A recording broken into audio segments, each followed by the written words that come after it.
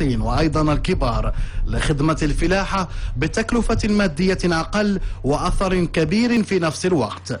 نتحدث هنا عن استعمال الطاقة الشمسية في المجال الفلاحي من خلال ضخ مياه السقي من الآبار لسقي الأراضي الفلاحية والأشجار المثمرة.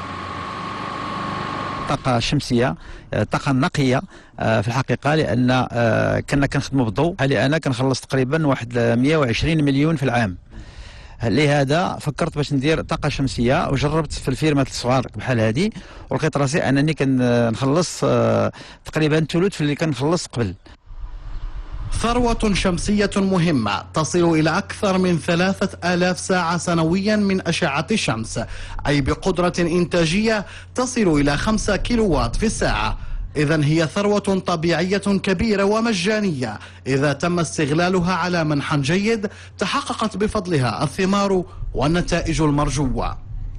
احنا كنجبدوا هنا الماء من 120 متر ديال البروفون، 2 بومبات كيجبدوا 120، يعني كنستقطبوا تقريبا 40 متر مكعب في الساعه من هاد البومبات اللي كتشوفوا. لهذا كنشجع الفلاحه وكنشجع حتى الناس اللي عندهم غير شويه باش يديروا الطاقه الشمسيه، وغيكون عندهم الربح، لان 5 سنين راه كاين لا غونطابيليتي ديال 5 سنين ما بغيت تخلص والو، لان الضوء المشكل ديال الضوء حتى هو خصنا نعرفوه بان الا ما خلصنا الضوء غيتقطع الضوء، ما يمكنلناش كاع نسقيو. يعني حنا في الخطر يوميا، نهار ما يكون عندناش فلوس راه غادي تقطع الضوء على الضيعه. لهذا هنا بعدا على الاقل حتى الا انفيستيت في واحد المره راه الضوء عندك هاني وما كتقطعش، وراه ديالك حر وتخدم فيه وقت ما بغيتي.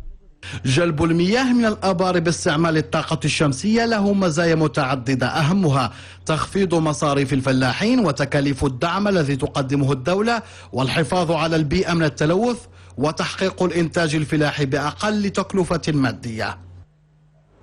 محطة معالجة مياه الصرف الصحي المنزلية واحدة من المحطات التي